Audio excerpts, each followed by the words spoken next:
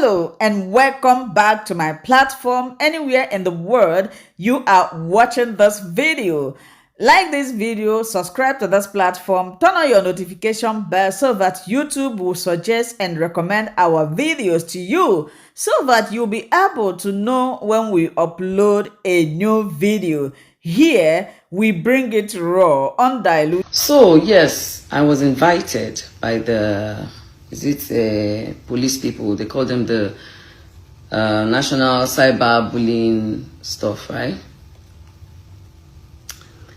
And I was on my way to Tanzania for Priscilla's wedding when I was called upon. I saw the letter. I sent it to my lawyer. I put a call through. I sent a message that I'm not going to be around, but when I come back, I would honor their invitation.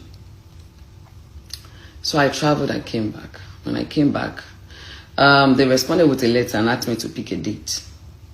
I picked the date. And we went, me and my lawyer, we got to Abuja. I didn't know why I was invited, but I had an idea. But I just didn't know which of it was, But later, I had an idea of why I was going there, so I went. When I got there, I met with Officer Suleiman. He was the one in charge of the case. I was also taken to see another senior officer, the lady. And Officer Suleiman took me in, and I was asked to write my statement. You know, when you want to first write statement, they will say you should write about when you were born, your this and that, your family, your address, your da-da-da-da. I wrote. When I was done, they asked me that what's my relationship with Naira Marley. That what exactly did Naira Marley do to me? I said, Naira Marley, I don't understand. They said, yes, now that Naira Marley is the one that wrote the petition. That, I should also explain my own side of the story. So I started explaining my side of the story. I talked about, yes, I used to promote Naira Marley's song through my TikTok video. I've never met Naira Marley before, which I thank God that when he came eventually, and I asked him before those police people, have you ever seen me before? He said no. So let me go back. So yes, I said, I used to promote a song until when Mubad died. I was in America. How they even buried him was the first heartache for me when his neck was broken. I think I was on my way back to Nigeria. I came back, I went to Abuja. And then I saw a video, a Snapchat of Naira Marley coming to dance, At that time, fingers were already pointing towards his direction. A lot of videos started coming out. I was angry, like, guy, this is not the time for you to be dancing when one of your person, whether the guy is still under your record label or he's not under your record label anymore, at least he was part of you people on Snapchat. And I was like, then Sam Larry also, did one video, was saying, later deleted the video, but obviously the video had circulated, something like where Uku can sorrow, that kind of thing. Like, when somebody's dead, the dead cannot speak, then he later deleted it. I was like, Then videos started coming out about how he went to Naira Marley's house with some of his friends to say he didn't want to work with their manager anymore. How, they were beating. He landed in the hospital. We saw the bruises. He said, if anything happened to me, they should hold Naira Marley. How there was so many videos just flying around. Until when I now saw Sam Larry's video. When Zlatan and Mubad were having a video shoot, and he came in with some boys. They were holding weapon. They were holding something like looked like a weapon, and I was like, So this thing is true. And as a concerned citizen, as a mother, I don't think I was the only one that was pained. Because if I was the only one that was pained when we did the candle night, I don't think the whole world would have done that, the candle nights that he did for Mubad. We all came out. And I used my platform because a lot of narratives were flowing during that time. We had the narrative of the friend, they say the acting with ring.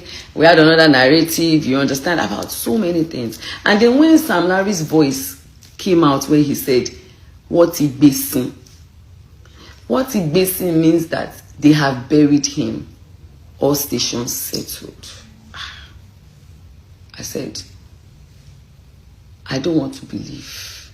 But with all these things that are going on, it's very glaring that Sam Larry bullied Mubad. And what we saw happened in Naamali's house, where he was beaten, his neck, he had a teeth bite and all that. Then Naira Marley bullied Mubad. And I was angry. Now what you see will definitely bring a reaction. What you don't see might not bring a reaction. So we did not see how he actually died. We only knew a nurse gave him injection, blah, blah, blah. You understand? So definitely we need to find out exactly what happened in that house.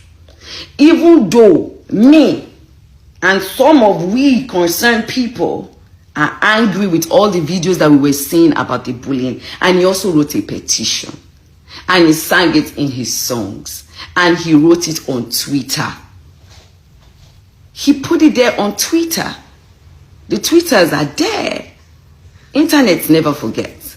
It's not like we just saw only those videos. Though. When Mubad was alive, he put them on Twitter. He did videos mentioning Mali's name, the Malian's name, and Sam Larry's name. They are there. So that is one thing. I said the other one was to find out exactly what happened in the last few hours before he died. I'm not a police officer. That is not my job to do. It's a murder case, and we must allow the right authorities to do that. So what did I do? I took my foundation up. The day I came out to do the first video, I already had contacted my lawyer. And I, said, I have a foundation. My foundation fights for things like this. So I took up that duty. Do you understand? To write to all the right authorities. And one of the first things I pushed for was for his body to be exhumed so that an autopsy can be carried out, so that we can know exactly what killed him. Number 2 was to revisit all those that bullied him. And this is not just him saying I was bullied. We saw videos of bruises on his body. We saw when Sam Larry came in to say, oh, Nikurombi Bailini. And after that, we saw a video of bruises on his head. And someone said, see what Sam Larry did to Mubad. So, are we supposed to just ignore all those videos and act like it doesn't exist? Or it never happened? A boy died. It's one thing for you to beat a boy, and the boy is still alive, that can fight for himself. And it's another thing for you to beat a boy, and a few months later, the boy is dead, and this video comes out. Any sane country would want to visit it. Except you people are telling me that bullying is okay. That was the second thing. The third one was so that he gets a befitting burial. Because myself and a lot of people were concerned about the way he was buried. His neck was broken. And so I wanted them to make sure that he gets a befitting burial. The fourth was that he was crying when he was alive, that his royalty was not given to him. So I also wanted the government to look into it, to help see that his royalty can be gotten and given to his family. At least he has a father, a mother, a son, and a wife. I don't know whether these things I did were wrong. That was what truly happened. So I'm still coming back. Oh, let me finish. So they asked me to write everything I know down, and I wrote. Then they brought out a video, a 3-second video of where I said, Naira Marley, this is not London, no, where you think you can do and get away with anything. They said I accused him of murdering Mubad. I said no. I said this is a 3 seconds video. I said unfortunately this video has been for a while now, so I can't remember word for word, but I know that in this same video, me, I'm a Yoruba woman. The problem that I was saying was that you guys cannot kill this guy emotionally, spiritually, and physically because of the bullying. Not physically, Daddy, mentally rather, because of the bullying. Right? They said, okay, I should write it down. I wrote it down. My lawyer now said, you cannot base your judgment on a 3 seconds video. This video was very long, so we need to watch everything. And I said, because in this same video that people are claiming, I said it that. I said, le pasaye, can you call my long? I said, me, I'm a Yoruba woman. Do you understand? And that is how we speak. I said, but in the same video, I said, I'm not saying you're the one that killed him. I'm talking about the bullying. That, okay, if you did not bully him, and your Malians were bullying him, and Sam Larry was bullying him, what did you do? I said, you need to come and explain what you did. I said, at least I remember some of the words. Because at that time when I was there, I had not even watched the video in a very long time, but I could remember what I had said. I said, but if I had concluded within myself that Naira Marley was the one that killed Mubad, I would not have written a petition to ask that his body be exhumed now. There would have never been anything like coroner inquest because he was already buried, cemented, safe. And if there was no coroner inquest, now that they said, oh, he's not guilty for his murder, would that have happened? Would he himself have gotten justice on the murder side? I'm not talking about the bully side now. If I, Iyabo, my foundation, did not write and push, I did not just write and send you. I was going there, back and forth. We were on phone calls with the authorities. So, if I just had concluded in my head that you did it, I would not have pushed for that. The officer said I should write it down. Now there's a video. They put a camera in front of me, and there's a camera there. So everything I'm saying, if they want to prove it in court, is there. Then I wrote it down. Then they asked about, they showed me another video where I said, Naira Marley, that is it that one that drugged my children and put drugs in their food and drinks I want to be talking to? Did I say that? I said, yes, I said that. I said I did. Because innocently, I went to help this boy called DJ Splash. When we got there, the first thing DJ Splash said when he saw me was like, I have helped your son before. I was like, you know Festus? He said yes. Because me, I don't know him. When I was doing the life was when I heard something was also wrong with one of the boys that lived in Naira Marley's house. And people were like, I should please help the boy. I should please help the boy. We should not let this boy die and all that. I was like, okay. They sent the number of the brother to me. I called the brother and I asked for him to send the address and I went there. Thank God I did not go alone. I went with media. I went with my production team. Yes, I went with my PA. I went with one of my friends, and I went with some police officers. So I did not go there alone. When I got there, immediately DJ Splash saw me. He said, "Ah, Mama, I know you." I said, "Hey, me, I don't know you." I thought maybe he was talking about me being an actress. He said, "No, I know your son." He said, "Your son had come to the Malian's house before, where I was there. And in fact, I was one of the people that helped him." I said, "Which was my son?" He said, "Festus." I said, "Okay, helped him as at how?" Now, I had already done the video. I was just there to see DJ Splash to help him out. I never knew anything of this had ever happened. When I'm not mad, me, I will know. Iyabo, they come. So, I said, "Hey, oh yeah, speak." The media person wanted to start recording. I said, "No, wait, don't record though. Because I don't want this to be all about me. We came here to help this boy. Whatever he has to say that is related to my children or myself, let me hear it personally first. Because I don't want to mix it up. Because that time it was justice for Mubad. Right?" So he said that Festus came to the house with Mubad's manager, who was then Naramali's former manager, the lady, SI, if I'm not mistaken with her name. Then Festus' drink was spiked. I said, spiked as at how? He said, yes.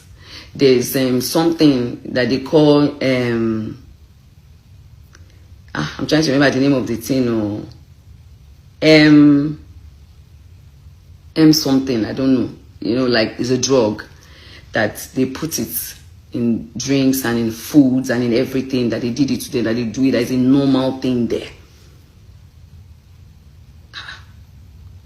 I said, was Festus aware that they put some? He said, no, and normally nobody's always aware. It's only them that live in their house that know about it. So when Festus drank that thing, Festus started acting funny, he was dozing off. And they wanted to record him, so he stood in front of them and said he should not do that. They wanted to collect his phone, but he took the phone on their behalf, and they were laughing, they were making jest of him while he was, trying to get himself. And then he dozed off at a point, but he tried to make sure that, they did not record him. He tried to make sure that, he collected his phones. One side of me was like, maybe because at that time, the Splash had mental health. I was like, okay, maybe because this boy has mental health, he doesn't know what he's saying. Maybe he's just talking. One side of me as a mother was very, very angry. But I didn't want to be distracted. I wanted us to at least administer the help we came to do. So I said, okay, you know what? Festus is doing fine, is in Turkey. I'll see to it. But right now, let's see to you. What is your story? And I told him, don't talk about Festus, let's talk about you. Then I asked that the camera starts rolling. And then that was when he did his interview. We went live, we did everything. Immediately he said what he had to say. The mom said what they had to say, the brother, everybody. I called on a doctor who handles cases that have to do with, drug-related mental health. He works with the Lagos State government and he has his own private hospital. And I've known him for years. I think I brought him on my show before, Good Mind. And I called upon him to say, sir, please. Because of my foundation, a lot of young ones that I see out there that we help, I always refer them for treatment.